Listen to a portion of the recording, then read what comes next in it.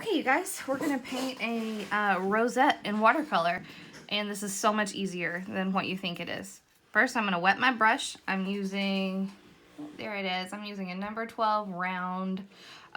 You can use any sort of a brush that you want to. I like this much better. If I hold it up against that white, you can see it. It's got, you know, a skinny tip, and you can get as precise or not as you want. So I'm just gonna, I'm gonna do a little floral thing here. So we'll start out with the center of the rose, and we just start out kind of making a loose rose shape. And I pay a lot of attention. Hear my kiddos screaming. This is what my house always sounds like. Pay a lot of attention to leaving some white in there, because that's really going to help add depth and dimension to your roses. I'm going to let that one dry for a minute, and I'm going to make her a little friend over here. Just put a little baby rose on the side. And maybe a little rosebud up here. And these are all just free form. You can play with them and get them however you like them. I love watercolor. It's considered one of the hardest mediums to work with, but you know what? It just kind of clicks for me. And it may for some of you guys.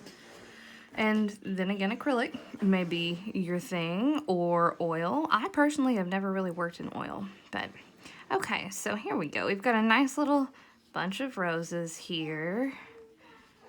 I like to make them a little bit lighter toward the outside, so we've got a cute little arrangement going. Right. I'm going to take a little of my red and a little bit of, this is burnt sienna, just to give it a little bit of dimension. I'm going to touch that to the center.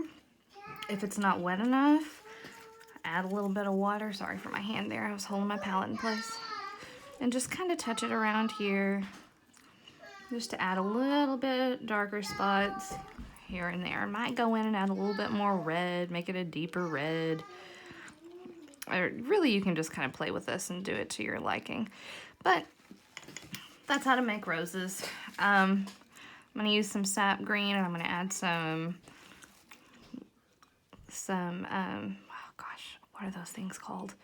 Well, bases to the buds, but there's actually a name for them. And we'll see, that little guy's coming out right there. We'll add a couple of leaves. It's just kind of a loose leaf shape. Nothing hard and fast. Just, once again, something that you can kind of play with and get a little bit of a feel for. I like to leave white in my, white showing through. It's called, oh my goodness. If any other time, I could have told you exactly what it's called, but it's basically playing to the negative space. So what you're doing is your untouched white paper underneath, and I'm just using 30-pound cold pressed watercolor paper by Canson because I love it. So I paint all my stuff on, professional and play stuff. Anyway,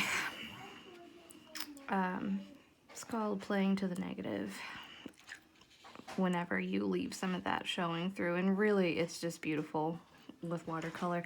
You can even go through and add some dimension. I'm going to pick up a little bit of yellow on my brush and just kind of touch a little bit of yellow in here.